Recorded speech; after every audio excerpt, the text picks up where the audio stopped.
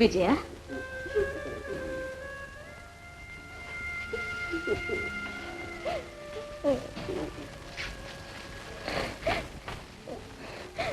விஜயா,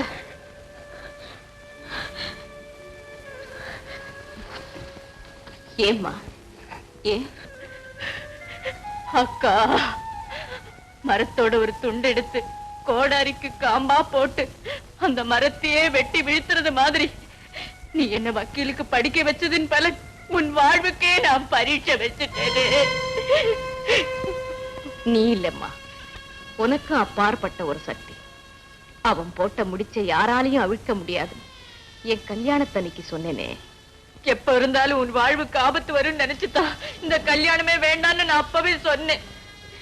என் தாலியின் பலன் எதுவா இருந்தாலும் அதை அனுபவிக்க தயாரா இருக்கேன்னு நானும் அப்பவே சொன்னேனே. அதே தாமா இப்பவும் சொல்றேன். அக்கா, ஒருவேளை உன் கணவருக்கு விரோதமா தீர்ப்பு சொல்லிட்டா அதுக்கப்புறம் உன் முகத்துல நான் எப்படி விழிப்பேன்? அந்த கோலத்தை என் கண்ணால பாக்குறதுக்கு முந்தி இந்த இடத்தை விட்டு நான் போயிடுறேன்.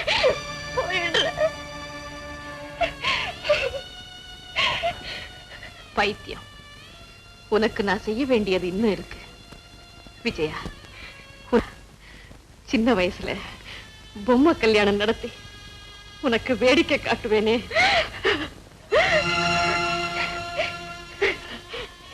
இப்போ நிஜமாவே உனக்கு ஒரு கல்யாணம் பண்ணி என் கண்ணால பாத்துறேன். அதுக்கப்புறம் நீ போ. இந்த நிலைமையிலயா என்ன கல்யாணம் பண்ணிக்க சொல்ற? இந்த நிலைமையில தாமா நான் உனக்கு கண்டிப்பா கல்யாணம் செய்து வைக்கணும். அதுக்கப்புறம் நீ கல்யாணம் செய்துகிட்டு உன் புருஷனோட என்கிட்ட ஆசீர்வாதம் வாங்க வரும்போது நான் பட்ட மரமா நின்னா நல்லா இருக்குமா? அக்கா, அதனாலதான் இப்பவே வேண்டாக்கா, இந்த பாவிக்கு கல்யாணம் ஒரு கேடா. வேண்டாக்கா, என்ன மன்னிச்சிடு, மன்னிச்சிடு. தங்கச்சி, நீ என் வயத்துல பிறக்காத ஒரு குறைதான். இவ்வளவு காலமா இல்லைன்னாலும் இப்ப சொல்றேன், நான் உனக்கு அக்கா இல்ல, அம்மா. உனக்கு ஒரு குடும்ப வாழ்க்கையை அமைச்சு கொடுத்துட்டு போயிடணுங்கிறதுதான் உன்னுடைய தாயின் கடைசி ஆசை. அதை நிறைவேற்ற உனக்கு இஷ்டம் இல்லைன்னா அப்புறம் நான் என்ன சொல்றது?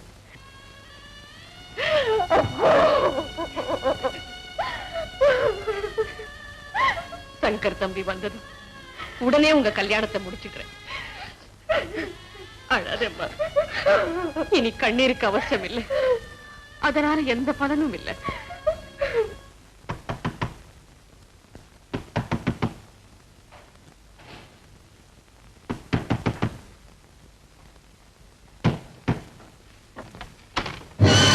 நீங்களா?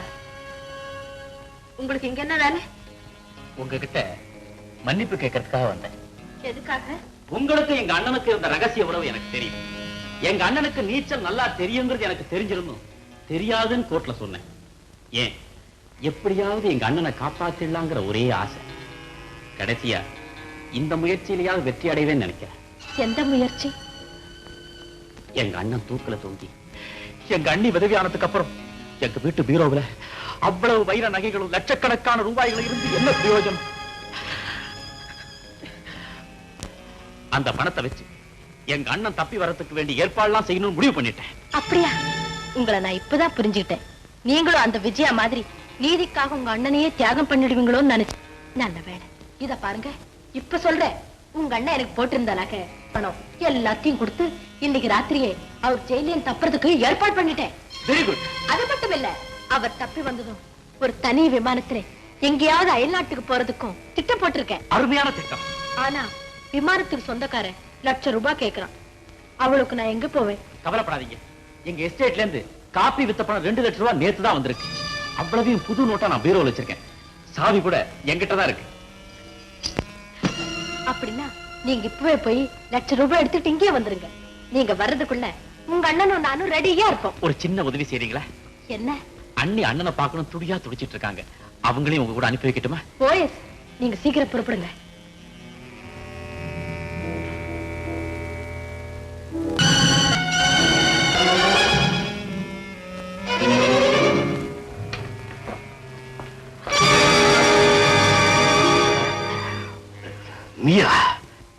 ஏ என்னை எதிர்பார்க்கலையா?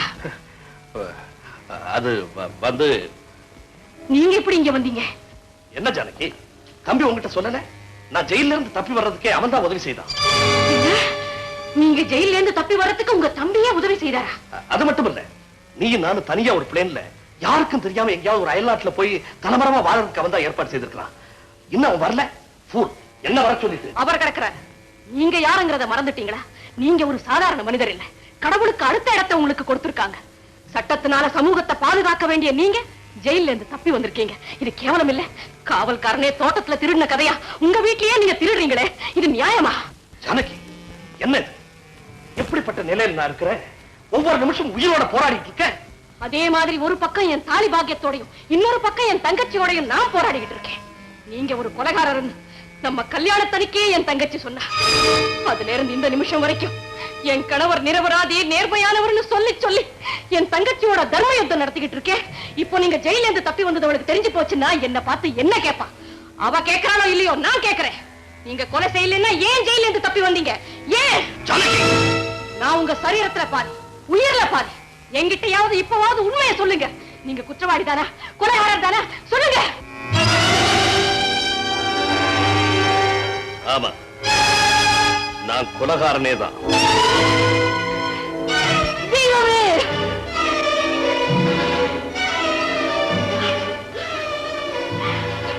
ஜானகி, கிட்ட வராதீங்க, வராதீங்க. நேரமாச்சு, புறப்படு. மாட்டேன், நானும் வரமாட்டேன், உங்களையும் போக விட மாட்டேன். நீங்க ஜெயில இருந்து தப்பி வந்துட்டீங்க, ஆனா இங்க இருந்து தப்ப முடியாது. நீங்க நிரபராதின்னு தான் இவ்வளவு நாளா நினைச்சுக்கிட்டு இருந்தேன், நம்பிக்கிட்டு இருந்தேன். அந்த நம்பிக்கையை நாசமாக்கிட்டீங்க. ஏற்கனவே 3 உயிர்களை கொன்ன நீங்க இப்ப நீதியே கொலை செய்யறதுக்கு நிச்சயமா நான் இடம் கொடுக்க மாட்டேன். நீங்க என்னுடைய கணவருங்கிற சுயநலத்துக்காக இப்படிப்பட்ட ஒரு குற்றவாளியை சமூகத்துல விட்டு வைக்கிறதே பாவம். இப்ப நீங்க போலீஸ் சரணடைய போறீங்களா, இல்ல நான் போன் பண்ணட்டுமா? அக்கா, உன் கணவர் மட்டும்தான் குற்றவாளின்னு நான் சொன்னேன். இப்ப அண்ணன் தம்பி 2 பேருமே கெட்டவங்கன்னு புரிஞ்சு போச்சு. உன் கணவர் எப்படிப்பட்டவர்னு கடவுளே உன் கண்ணுக்கு நேரா காட்டிட்டாரு. இப்போ நீங்களா போலீஸ்ல சரணடைறீங்களா, இல்ல நான் போன் பண்ணட்டுமா? நான் போன் பண்றேன். நீதாண்டி எனக்கு யமன். அவனை தராதீங்க.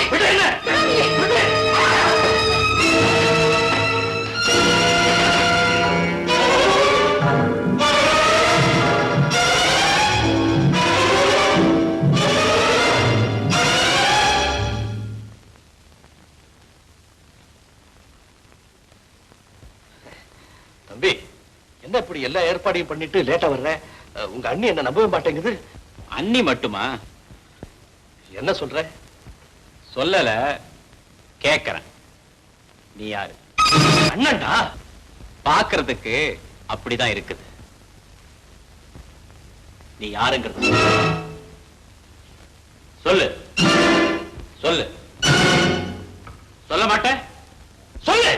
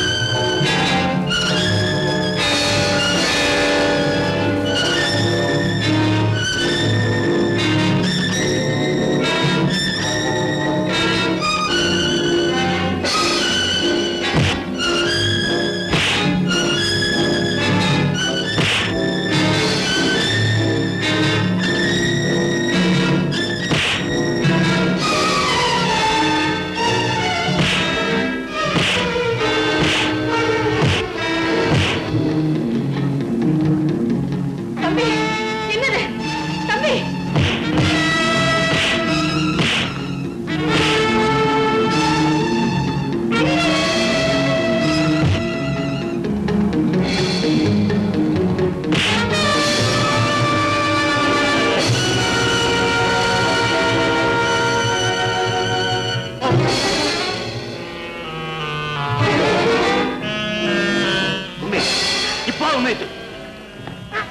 அண்ணி விஜயா, இவன் அண்ணன் இல்ல.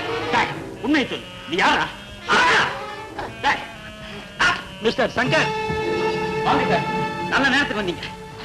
நெருப்பு கண்ணைய சங்கர், கையில் இருக்கிற கிளவுஸ் எடு.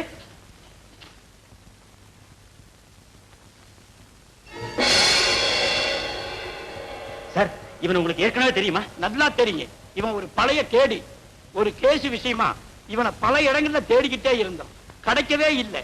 கடைசியில ஒரு வீட்டுல பதுங்கி இருக்கிறதா கேள்விப்பட்டு அப்படியே போய் அந்த வீட்டை சூழ்ந்துகிட்டான். இதைய தெரிஞ்சு அந்த வீட்டுக்கு இவனே நெருப்ப வச்சு காதலியோட தப்பிச்சு ஓடிட்டான். அப்ப ஏற்பட்ட காயம்தான் இது. அதனாலதான் இவனை நெருப்பு கண்ணைன்னு சொல்றீங்களா? ஆமா, தன்னை போலீஸுக்கு யாருன்னு தெரியாம இருக்கணுங்கிறதுக்காகத்தான் உங்க அண்ணன் மாதிரி ரப்பர் மாஸ்க போட்டு இதே ஊர்ல இருந்து நம்ம எல்லாரையும் ஏமாத்திட்டே இருந்திருக்கிறான். இதுக்கெல்லாம் காரணமா இருந்திருக்கிறான். இவனை எப்படி இங்க பிடிக்க முடிஞ்சது? இவன் மேல சந்தேகப்பட்டு இவனை பிடிக்கணுங்கிறதுக்காக ஆஷா கிட்ட போலி நாடகம் ஆடிட்டு அவ வீட்டை விட்டு வெளியில வந்தேன். அப்போ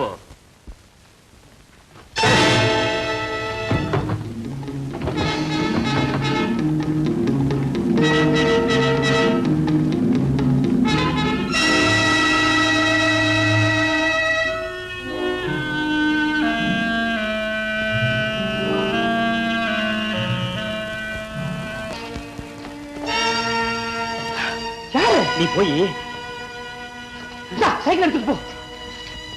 இதுதான் நடந்தது. ஆமா, சங்கர் சொன்னபடி நான் போலீஸ் ஸ்டேஷன்ல போய் சொன்னேன். அவங்களும் ஆஷாவை அரெஸ்ட் பண்ணி கொண்டு வந்துட்டாங்க. டேய் டபுள் பாவி, காட்ட மூஞ்சியாடா திருப்பிடாத்த. இந்தடா, ஒரே மாதிரி ரெண்டு மூஞ்சியை படைச்சா இடைஞ்சல் ஏற்படும் சொல்லி தாண்டா ஆண்டவன் வேற வேற மூஞ்சியா படைச்சிருக்காரு. இப்ப என்னையே எடுத்துக்க, என்ன மாதிரி இன்னொரு மூஞ்சி இருந்தா என் பொழப்பு என்னடா ஆவறது? ஏன்டா இப்படி செஞ்ச? நல்லா இருந்த எதுவோ அதை நீ தைரியமாக சொல்லலாம். நான் ஒரு பழைய கேடி. ஜெயில இருந்த ஒரு நாள் ராத்திரி தப்பிச்சுக்கிட்டேன். போலீஸ்காரங்க துரத்திக்கிட்டே வந்தாங்க. ஏதோ ஒரு வீட்டுக்குள்ளார நுழைஞ்சேன். அங்கதான் ஆஷா இருந்தா. ஆஷா ஆஷா என்ன காப்பாத்துமா, என்ன காப்பாத்துமா அப்படின்னு கெஞ்சினேன். அடே, உன்னை பார்த்தா சுந்தர மாதிரியா இருக்குதே அப்படின்னா. அதான் அவன் சுந்தரா என்ன மாதிரியா இருக்கிறாங்க. யாரவன்? யாரு? இப்ப ஜட்ஜு முன்ன வக்கீல். ஒரு கொள்ள கேஸ்ல எனக்காக ஆஜராகும்படி அவங்க கிட்ட போய் கேட்டேன். என் கேஸ்ல நியாயமான பாயிண்ட்ஸ் இல்லைன்னு எடுத்துக்க மாட்டான்டா. எவ்வளவு பணம் வேணாலும் தர்றேன்னு கேட்கலையே. மசிய வலை கூட வீசி பார்த்தேன், மசிய மாட்டான்டா. அதோடைய விட்டா கோர்ட்ல எனக்கு எதிராக சாட்சி சொல்லி எனக்கு தண்டனை வாங்கி கொடுத்து கம்பி எண்ணெய் வச்சு விட்டான். என் வாழ்நாள்ல என்னைக்காவது ஒரு நாள் உன்னை பழி வாங்காம விட மாட்டான்டா. நான் அன்னைக்கு தான் சபதம் எடுத்துக்கிட்டேன். இப்ப அந்த சபதத்தை நிறைவேற்றுறதுக்கு நீ சரியான ஆள் கிடைச்சிருக்கிற. உன்னை வச்சுதான் அந்த பழியை தீர்க்க போற. சம்மதம்னா காப்பாத்துறேன், முடியாதுன்னா காட்டி கொடுத்துருவேன். என்ன சொல்ற? அப்படின்னா சரதா இப்ப என்ன கெட்டு போச்சு? போலீஸ்ல இருந்து தப்புறோம், புதுசா ஒரு பொண்ணு கிடைக்குது, சொகுசான வாழ்க்கை கிடைக்குது. ஆல் ரைட், அடிச்சு விடுறான்னு. அந்த சுந்தரத்துக்கு என்ன மாதிரியே முகத்துல நெருப்பு காயம் உண்டான்னு கேட்டேன். இந்தாண்டா, நீ அதை பத்தி எல்லாம் கவலைப்படுற, அதெல்லாம் நான் சமாளிச்சுக்கிறேன்னு சொல்லிட்டா. அப்புறம் தான் அந்த சுந்தர முகம் மாதிரியே ரப்பர் மாஸ்க் முகம் மூடி செஞ்சு மாட்டிக்கிட்டேன். கையில இருந்த காயத்தை மறைக்கத்தான் உர மாட்டிக்கிட்டேனே. அதுக்கப்புறம் அந்த சுந்தரம் மாதிரியே பேச பழகுனேன், நடக்க பழகுனேன், அவன மாதிரியே ட்ரெஸ் எல்லாம் மாட்டிக்கிட்டேன். இப்போ ஐயா ஜட்ஜ் சுந்தரம், பக்கா ஜட்ஜ் சுந்தரம். ஆஷாவை கூட்டிக்கிட்டு ஹோட்டலுக்கு போனேன், நைட் கிளப்புக்கு போனேன், உல்லாசப்படுத்திக்கு போய் குட்டிச்சு கும்மாளம் போட்டேன். எல்லாரும் நான் தான் ஜட்ஜ் சுந்தரம் நம்பிட்டாங்க. எப்படிங்க ஐயா குடிச்சுக்கிட்டீங்களா? அப்புறம் அந்த ஆஷாவோட தங்கச்சி சோபா இருந்தாலே குட்டி, நல்லா இருப்பா. அவ என்னடானா இந்த ராகவனை காதலிச்சா. ஆனா அந்த ராகவ அவளை காதலிக்கலன்றத அவன் எழுதின லெட்டரை படிச்சு தெரிஞ்சுக்கிட்டேனே. விடுவனா? அவளையும் தொட்டு பார்த்தேன். ஆனா அவ சீரிட்டா. என்கிட்ட அப்படி வாலாட்டின, நீ முகமூடி மாட்டிக்கிட்டு ஊரை ஏமாத்துறத போலீஸ்ல சொல்லிட்டு வேண்டாம். ஆஹா, ஆபத்து. இவளை விட்டு வச்ச ஆபத்து தீர்த்து கட்டிட வேண்டியதான் முடிவு பண்ணேன். ஆஷா கிட்ட சொன்னேன். அவ என்னடானா தங்கச்சி இருந்தா தான் வாழ்க்கை பாழா போயிடும்னு தீர்த்து கட்டுனுட்டா. கொல்றதான் கொல்றிய, வீட்டுல ஏன் கொல்ற, வெளியே கொண்டு போய் கொல்லு, ஜட்ஜு சுந்தரத்து மேல படிய போட்டுருவோம்னா திட்டம் போட்டோம். மாஸ்க மாட்டிக்கிட்டேன். குறிப்பிட்ட இடத்துக்கு சோபாவை வர சொல்லி ராகவ எழுதின மாதிரி ஒரு லெட்டர். நான் முன்னாலேயே அங்க போய் காத்திருந்தேன். டைய கலட்டின, கழுத்துல மாட்டி இறுக்கி போட்டோமா. ஆனா அந்த அப்பாவி பையன் ராகவ மாட்டிக்கிட்டான். அவனுக்காக வாதாட விஜயா வந்திருக்கலாம்னு கேள்விப்பட்டோம். ஆஷா சோபாவோட ஜட்ஜி சுந்தரம் இருக்கிற மாதிரி ஒரு போட்டோ செட்டப் பண்ணோம். விஜயாவை அந்த போட்டோவை பார்க்கும்படியா செஞ்சோம். விஜயா கையில அந்த போட்டோ சேர்ந்துடுச்சு. ஏத்து விஜயாவுக்கு வெறிய இறக்கு ஜட்ஜி பதவியில இருந்து. ஆனா கோர்ட்ல சுந்தரம் கை ஏறிடுச்சு, விஜயா கை இறங்கிடுச்சு. மார்வேஷத்துல இருந்து ஆஷா பார்த்துட்டு வந்து என்கிட்ட சொன்னா. உடனே திட்டம் போட்டேன். பானுவுக்கு போன் பண்ணு, சரியா 8 மணிக்கு நம்ம வீட்டுக்கு வர சொல்லி. எதுக்கு ஜட்ஜி சுந்தரம் மாதிரி இருந்த என்ன பார்த்துட்டு அந்த பானு குழப்பம் அடையட்டுமே. பாவி பொண்ணு 6 மணிக்கு வந்து சேருவா. அந்த நேரம் பார்த்து டிஃபன் சாப்பிட மாஸ்க கழட்டிட்டு நான் நிப்பேன்.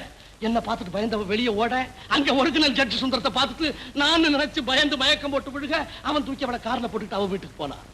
தூரத்துல நின்னு பார்த்துக்கிட்டு இருந்தனா அவனுக்கு முன்னாடியே அவ வீட்டுல போய் ஒளிஞ்சுக்கிட்டு நின்னேன். ஜட்ஜி சுந்தரம் பானுவை கொண்டாந்து படுக்க வச்சுட்டு போயிட்டான். எப்படி சந்தர்ப்பம். அறைக்குள்ள போனேன், கதவை தாப்பா போட்டேன். திடீர்னு வேலைக்காரி வந்துட்டா. அட கொஞ்ச நேரம் மயக்கமா கிடக்கட்டுமே கையில கிடத்த பூஞ்சட்டி எடுத்து வீசுனே. அல்பா இது பொக்குன்னு போயிடுச்சு. பானுவையும் தீத்து கட்டிட்டேன். விஜயா வந்தா, போட்டோ பிடிச்சா, சுந்தரம் தான் கொலகாரன்றதை நிரூபிச்சாச்சு. சங்கர் வந்தா, முகமூடிய காப்பாத்திக்கிறதுக்காக ஓண்டேன். விடாம துரத்திக்கிட்டே வந்தான். பொறுமை இழந்த பின்னால இருந்து ஒரே ஆட்டி. அவ்வளவுதாங்க. கண்ணையன், இப்பொழுது நீர் கொடுத்த ஒப்பு மனசாட்சிக்கு விரோதம் இல்லாம சுய உணர்ச்சியோட சொன்ன சோபா, பானு, அலமேல் ஆகிய மூவரையும் கொலை செய்த குற்றத்திற்காக கண்ணையன் குற்றவாளி என்று தீர்மானித்து அவருக்கு தூக்கு தண்டனை விதிக்கிறார். அவருக்கு உடந்தையாக இருந்து கொலைக்கு சதித்திட்டம் போட்ட குற்றத்திற்காக ஆசாவும் குற்றவாளி என்று தீர்மானித்து ஆயுள் தண்டனை விதிக்கிறேன்.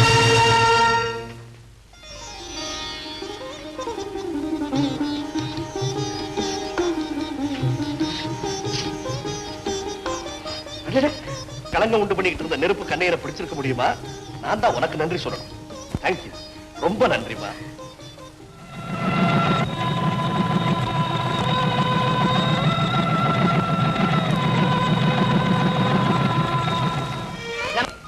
கொழுந்தியால் உங்களை குற்றவாளி என்று சொன்னதற்காக வருந்த வேண்டாம் என்று நண்பர்கள் சார்பில் நான் ஆஜராகி கேட்டுக் கொள்கிறேன்.